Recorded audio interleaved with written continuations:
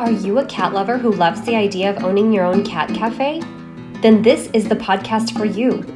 Join me, Angeli Rodriguez, owner of the Woody Whisker Cat Cafe and author of the book Drinks and Whiskers, as I walk you through my tips and tricks to help you open a successful cat cafe. Are you ready? Let's do this.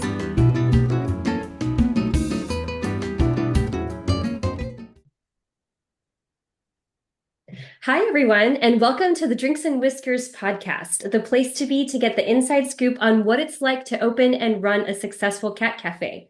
I'm your host, Angeli Rodriguez, and I am so excited to introduce today's guest on the podcast, Carrie Schwartz. Carrie is CEO of PHX Cat Cafe, a nonprofit cat cafe. Carrie has a master's degree in companion animal behavior analysis and consulting, is a certified behavior consultant, a fear-free elite certified professional, a pet tech pet first aid and CPA certified instructor, and is silver certified in low stress handling. She's also the owner of Carrie Poppins, which offers professional cat behavior consulting services. Welcome to the show, Carrie, and thank you so much for being here today. Yeah, thank you for having me. So how did you first get started in with cats and cat cafes? How did you do that? Cats dates back many, many years. I actually, when I was in middle school, I somehow convinced my mom to start fostering kittens and cats. Mm-hmm. And come to find out, and I found this out just recently, she actually really doesn't even like cats. Oh my goodness. She just let us have, throughout the years, we had hundreds of cats and kittens because she was like, I just knew you were going to do something like in the animal world, and I didn't want to like halt that. Wow. So I was like, oh, that's really generous of you. So cats have been, a long time thing in my life. And then I got introduced to a cat cafe several years ago when I was doing my behavior consulting business. I was trying to kind of get that off the ground and, Mm-hmm. building my relationships with vet clinics and pet sitters, and stumbled upon a for-profit cat cafe that was open in Tempe, Arizona, and Mm-hmm. became really good friends with the owner. And then a few years passed, we were still friends.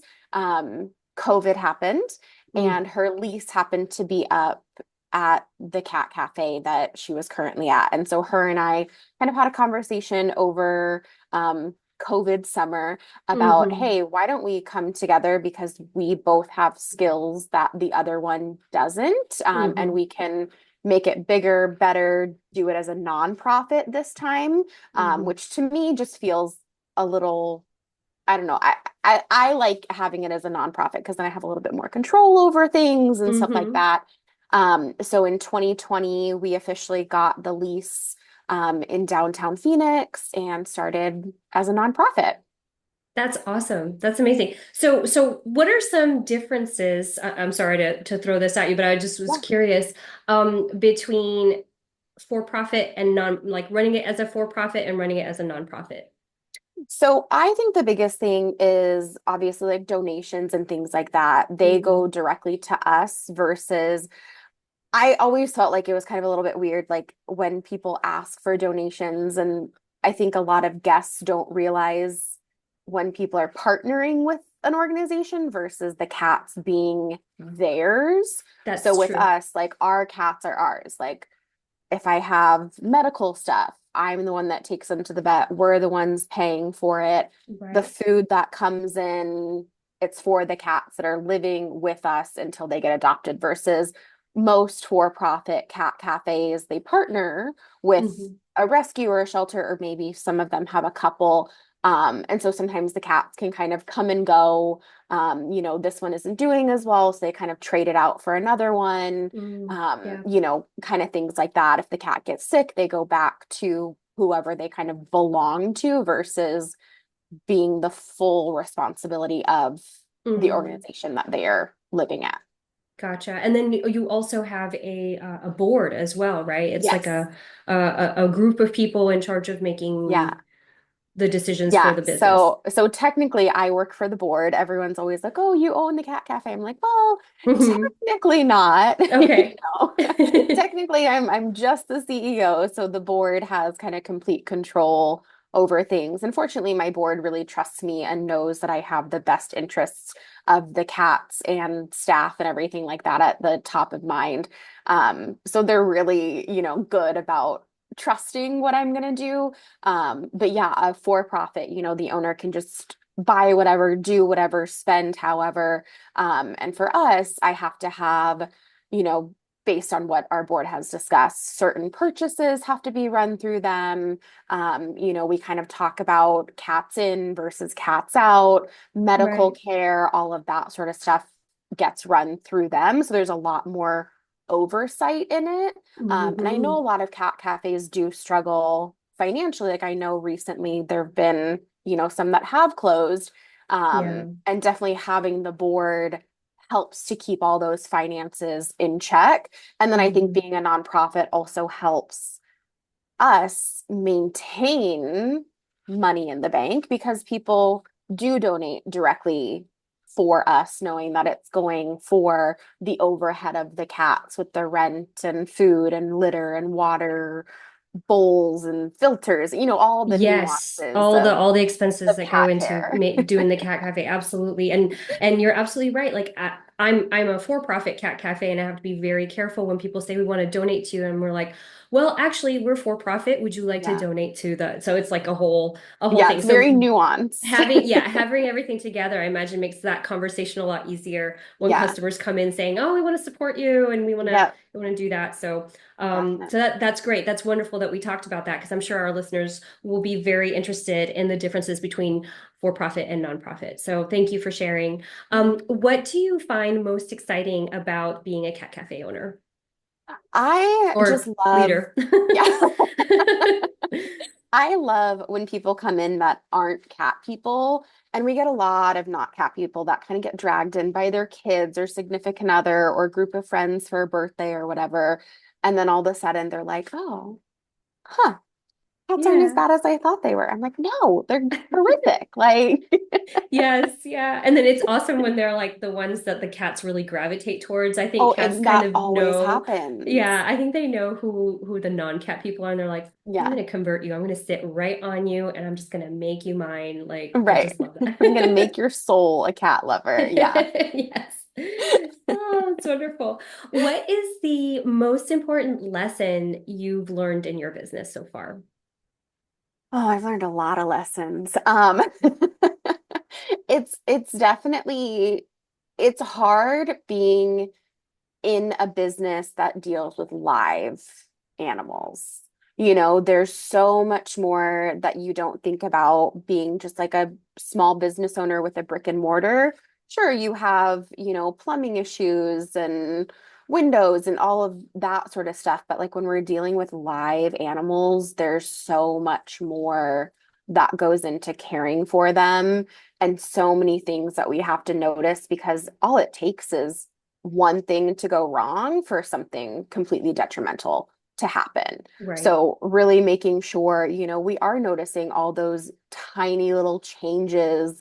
Like, yes, it's a great fun place for them to hang out, but hey, did we notice that everybody actually ate breakfast this morning? And who did have diarrhea in the litter box? And oh, who peed over there in the corner? And why did they do that? And, kind of being able to be in tune with all of these little things that you don't really think about before you're kind of in the depths of it.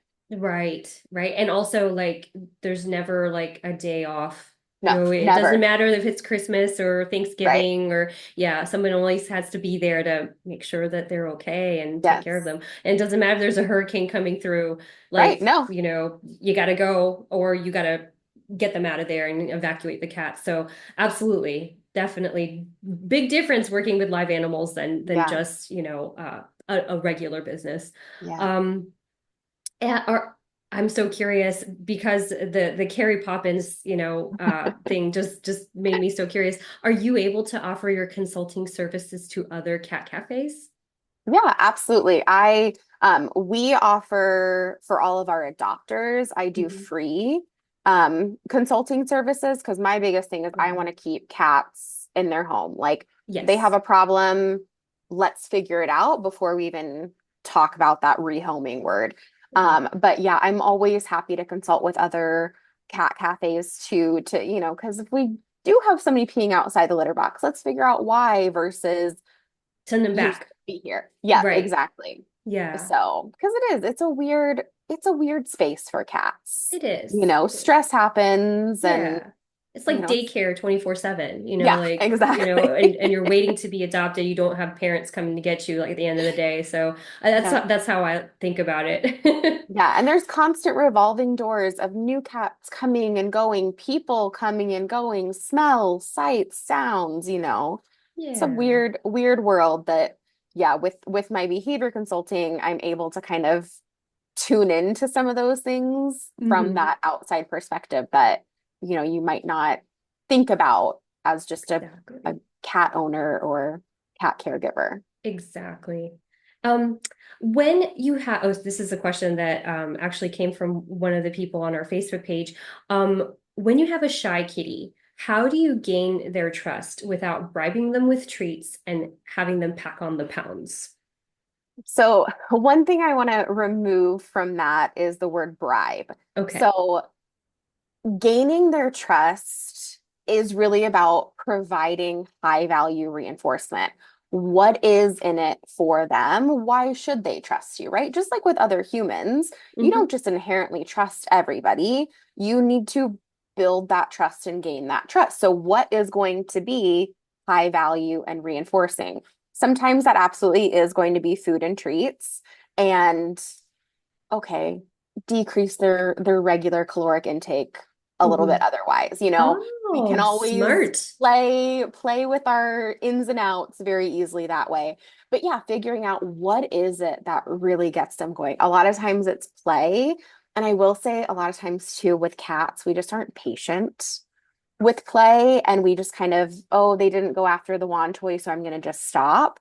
But if Mm, their eyes are watching and their ears are perked up forward and they're engaged, they're still interested.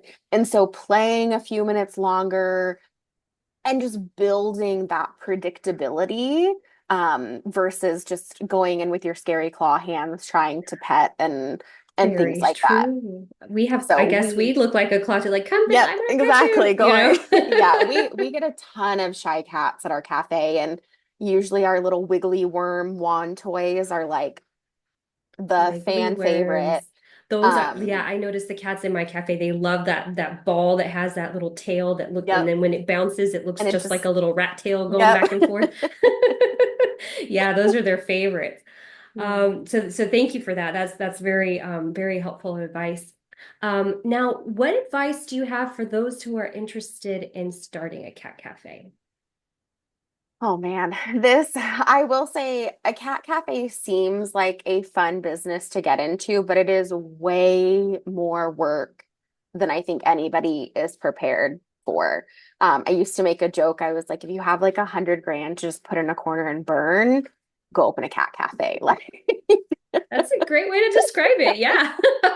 Like because there's always something that comes up, like Yes. whether it's vet bills or they break something, or you know what I mean? There's constant need for funding to happen. Hmm. And if you aren't prepared for that, it's going to make or break. You can have the Yeah. biggest heart and want to help all the cats in the world, but funding is really the biggest need. And then having, support of community, support of family and friends. And that's really where I was lucky is, my $100,000 to put in the corner and burn was myself and my parents and my husband loans in the beginning. Hmm. Because, getting a loan as a new business, Is not, impossible, not, isn't no, it? no, Yeah. it's not possible. Yeah, So, especially if you say you utter the words cat cafe. Nope, right. absolutely. Yep. They were like, no, thank you. So yeah, so making sure you have support monetarily, but also emotionally too, because it's a Oh, yeah. very emotionally draining business. So, Absolutely. we're still in animal welfare and the burnout rate in animal welfare is so high. So making Yes. sure that you also have that support system Because you are before. also the rescue, right? You're Yep. also the rest. Oh my gosh. Yeah, Yeah. And like I just can't do in that. in this past like month and a half, we've had to euthanize. I had to euthanize one of my own personal cats. And then we had two cafe cats that had to be euthanized. And I'm I still sorry. have to go in Yeah. and be like, oh, yeah, let me tell you about Eva. Let me tell you about Ruthie and Harley. And so if I Yeah. didn't have the support of my friends and family and my board, like, I'd cry more than I do, you know? Yeah. Yeah. Oh my goodness. I'm So, so sorry about your baby. Oh, yeah, that's terrible to lose a cat. it is. It's Yeah. it's so awful. But yeah, you don't think about how your entire life can get consumed with a cat cafe. But you still have to do other things in life. You can't not do Mm-hmm. life, right?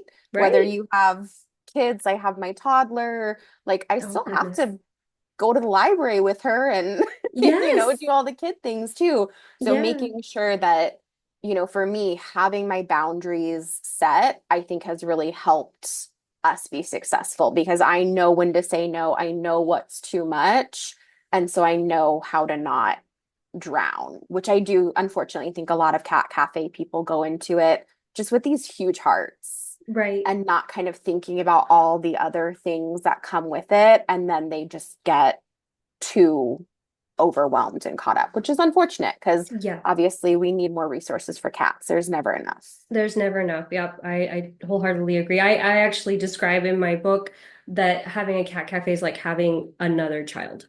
Yeah, Like it's like it's different, but it's gonna need your attention and yeah, more than a it's full-time job. yes, more than a Yeah. full-time job. Yeah, it will consume your life, but in a Yeah. good way too, because there's a lot that you get back Oh, from it as well. absolutely. But I think that your advice was spot on, making sure that you have some kind of support system to help you when times get rough, Yeah. right? Because it's going to happen Because more they will. often. Yes, Yeah. they will.